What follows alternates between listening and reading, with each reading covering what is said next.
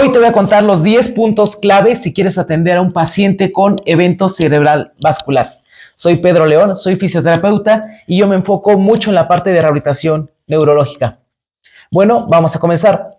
El 85% de los pacientes que sufren uno de estos eventos, un evento cerebral vascular, que necesitan neurorehabilitación, si no tienen un tratamiento adecuado, ese 85% van a quedar con algún tipo de secuela motriz. Por eso es tan importante tener fundamentos claros de cómo atender a estos pacientes. El primer punto es tener muy clara la anatomía cerebral y la irrigación cerebral. ¿Por qué? El cerebro se irriga por diferentes arterias y diferentes vías. Y cuando se afecta la irrigación cerebral, pues va a causar diferentes tipos de trastornos motrices o de lenguaje o sensoriales o cognitivos. Así que es muy importante tener bien clara la base de anatomía o neuroanatomía técnicamente y de irrigación cerebral. Número 2, factores de riesgo cardiovascular. ¿Qué son los factores de riesgo cardiovascular? Son todas las cosas que sí tenemos en nuestra persona o nuestro estilo de vida o nuestro entorno van a causar que tengamos un evento cerebral vascular. Y un dato muy importante, el riesgo cardiovascular se puede medir. Es decir, tú tienes un factor de riesgo cardiovascular a lo mejor del 5%, del 10%, del 20%, del 50%, del 80%. Es decir, ¿qué tanta posibilidad hay de que sufras uno de estos eventos? Pero la gran importancia aquí es que esos factores de riesgo vascular se pueden disminuir, porque muchos de ellos son modificables, como el ejercicio, el peso, la dieta, el estrés y demás. El tabaquismo, el alcoholismo y demás. Hay muchos. Algunos de otros, como la edad, ¿no? El género, no se pueden modificar, pero contrarrestando los que son modificables, nuestro riesgo cardiovascular va a bajar. Y más en México. ¿Por qué? Porque el EBC es la primera o segunda causa de muerte en la población mexicana. Así que es muy probable que nos enfrentemos con este tipo de pacientes pues en nuestra consulta muy constantemente. Número 3. ¿Cuál es la diferencia entre un trombo y un émbolo? Ese dato que a veces nos explicaron una vez en anatomía o en sistema circulatorio o en neuro. Técnicamente un trombo es una placa. ¿De qué? De material que no debería estar ahí en nuestras arterias. Es como una tubería, un ducto, un caño, y que se empieza a llenar de sarro. Ese sarro, ¿por qué está conformado? Por colesterol, por plaquetas, por desechos metabólicos, por células muertas, o sea, todo lo que no queremos en nuestro cuerpo se empieza a acumular. Y ese acúmulo pues empieza a disminuir la luz de nuestra arteria, lo que complica la circulación eficiente a esa zona.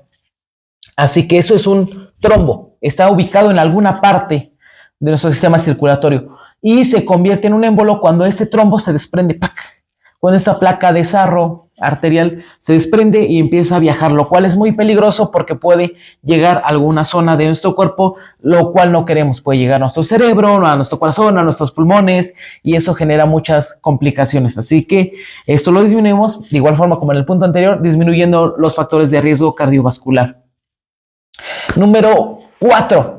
Diferencia entre un EBC isquémico y un EBC hemorrágico. De igual forma, esa preguntita que siempre nos hacen en neuro y que a veces no la tenemos clara. Un EBC isquémico es falta de sangre y el hemorrágico es exceso de sangre. Más resumido no se puede hacer. El isquémico es cuando hay alguna situación que hace que ya no llegue sangre hacia el tejido cerebral y este empieza a tener pues muerte celular, a grosso modo. Y el EBC hemorrágico es cuando se rompe ese ducto, esa tubería, esa arteria que irriga y empieza a salir mucha sangre técnicamente. Entonces es como cuando no tienes agua, ¿no? Cuando no tienes agua en tu casa es cuando es un EBC isquémico y cuando se rompe la tubería y de igual forma no tienes agua, ¿no? Porque se rompió y se está saliendo por otro lado, es hemorrágico. El hemorrágico es más peligroso, más complicado y que genera secuelas más graves. ¿Por qué? Porque genera presión intracraneana, lo cual empieza a cubrir todo el tejido cerebral y a veces las secuelas suelen ser un poco más complicadas o más graves. Número 5. Inhibir es más importante que estimular. Estamos atendiendo pacientes neurológicos, no pacientes ortopédicos. ¿Eso qué quiere decir? No me tengo que enfocar, por ejemplo, si yo veo que la mano la tiene aquí, pues, ¿qué decimos? No, pues yo lo que necesito es hacer fortalecimiento de tríceps y fortalecimiento de mis extensores y de mis extensores de hombro. ¿Para qué? Para que me lleve esto de esa manera. Yo me enfoco en fortalecer esos músculos. Voy a fortalecer y le voy a poner corrientes y estimulación al tríceps y voy a fortalecer ese tríceps para que me aviente la mano hacia afuera. Cuando realmente esa no es la vía adecuada o principal. La vía principal es más bien inhibir este patrón flexor. Mi bíceps, mis flexores de la mano, mis flexores de la muñeca, mis flexores de los dedos, mis aductores de hombro, mis rotadores internos de hombro, para desbloquear este movimiento. Mis músculos antagonistas tienen la capacidad suficiente de hacer el movimiento, pero lo que pasa es que mis agonistas, que están espásticos, no lo permiten. Entonces, es más importante hacer técnicas de neurorehabilitación enfocadas en inhibir este patrón, esta cadena, que en tratar de estimular los antagonistas. ¿Es importante? Claro que sí, pero pasa a segundo término. Principalmente, inhibir la espasticidad es nuestro objetivo principal. Número 6. La espasticidad es la causante de la dificultad motriz. Relacionado con el punto anterior, esta espasticidad va a ser la causante de los problemas de movilidad, de equilibrio, de coordinación, de fuerza, de elasticidad y de todas las competencias motrices. Así que, de igual forma, nuestro objetivo es controlar la espasticidad. No te enfoques tanto en fortalecer core, que fortalecer el hombro, que movilidad, que estiramiento, o sea, todo lo demás que quieras trabajar está perfecto, pero principalmente trata de controlar la espasticidad. Así que no puedes enfocarte en otras competencias motrices si la espasticidad no está controlada. Eso es lo principal que tenemos que tener como objetivo en neurorehabilitación. Número 7. Controlar las reacciones asociadas. ¿Qué es una reacción asociada? Es el desencadenante.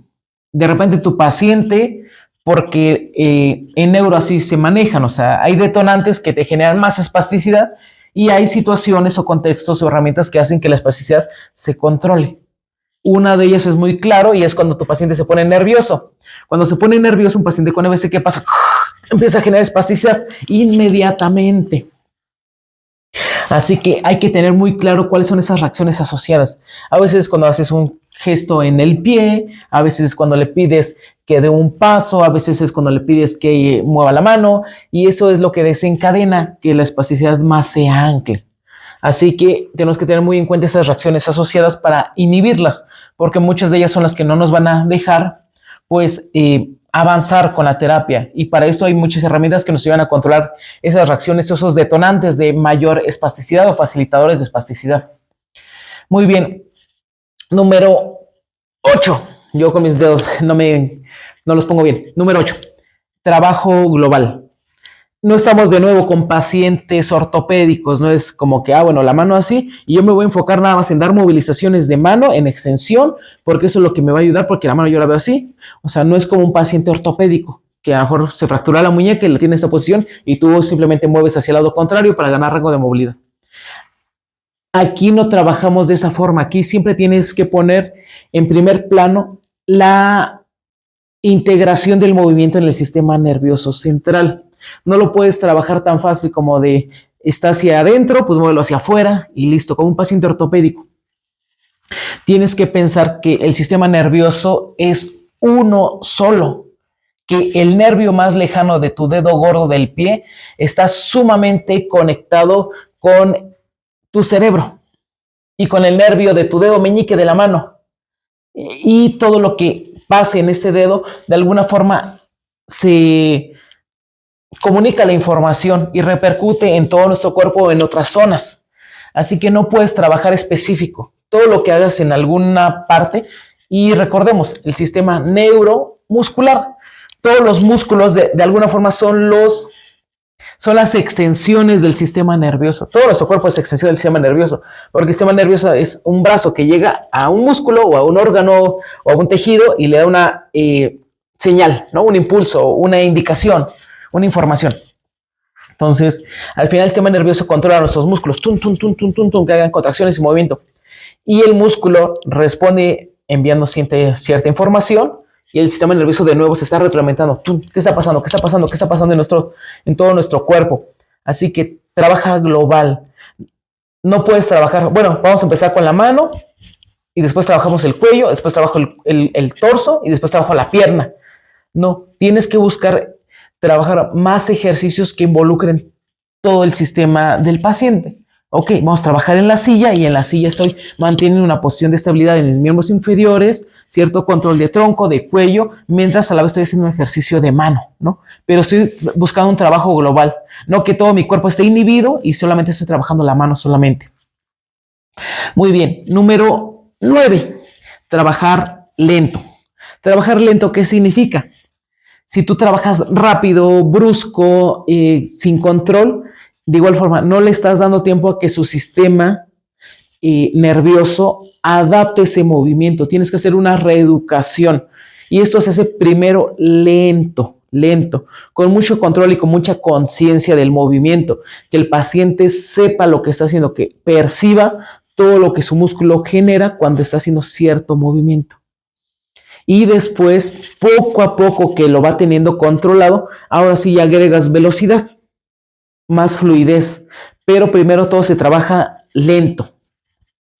Y número 10, inhibir una zona con espasticidad a veces te desbloquea todo el patrón del cuerpo. Ese es un truco así de esos infalibles.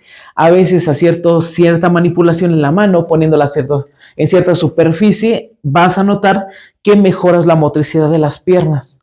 Y a veces posicionando tus piernas de alguna forma estable, vas a notar que tu brazo te genera mayor movilidad. Y de igual forma trabajar en conjunto. Entonces aquí el truco es, yo voy a estabilizar mis piernas para mover mi brazo y voy a estabilizar mis brazos para mover mis piernas. O sea, siempre voy a buscar que se estén complementando, porque recordemos, el sistema nervioso trabaja en conjunto. Y bueno, te voy a dar una última más. 11. La terapia compensatoria es nuestro enemigo. No quiere decir que algunos pacientes no vayan a requerir en algún momento el uso de un bastón o de algún accesorio de movilidad, pero la terapia compensatoria temprana, o sea, cabestrillo, férulas, órtesis, férula de tobillo, férula de muñeca, el bastón, la andadera, o sea, todos estos ortopédicos, si tú los metes luego, como, ay, no, es que sabes que el paciente está caminando chueco y camina mal, luego le voy a poner bastón, le estás quitando todo ese potencial de neuroplasticidad que su cerebro pudiera todavía generar, integrar a su cuerpo y verlo reflejado en mejor motricidad, porque ya le estás poniendo, no puedes tú, y ahí te va el bastón, ahí te va el cabestrillo para el hombro, y ahí te va la andadera porque ni siquiera puedes con el bastón, y ahí te va una férula para el pie equino, y ahí te va una férula para la mano para que no la metas en garra, ¿no? Entonces, en algún punto se va a evaluar si es necesario utilizar estas herramientas, pero no te adelantes a luego veas la deficiencia y quieras complementarlo, porque se ha visto por estudios que esto, en vez de mejorar la motricidad, va a afectarlo a largo plazo. Así que en la medida de lo posible, tratar de posponer o reevaluar muy bien si es necesario una ayuda ortopédica. Y bueno, todas estas herramientas, estos puntos, los vamos a ver, si a ti te interesa, en una taller de actualización sobre valoración y tratamiento integral del evento cerebral vascular. Vamos a ver sobre todo técnicas de neurorehabilitación. Hacemos un consenso de diferentes técnicas, diferentes métodos. Lo actualizamos con la evidencia científica que hay más reciente de fisioterapia y neurorehabilitación para este tipo de pacientes y lo hacemos un conglomerado y te lo entregamos de una forma muy práctica que tú lo puedas implementar. Así que bueno, si quieres información, mándanos un mensajito, escríbenos un WhatsApp y con mucho gusto te vamos a enviar todos los detalles. Esperamos que te inscribas, es el último taller del año, es un taller muy bueno, es de los talleres con temas más interesantes de todos los que damos, así que espero que te inscribas. Nos vemos, un gusto haber compartido estas ideas contigo, espero alguna de ellas te haya sido pues de provecho y nos vemos el día del taller.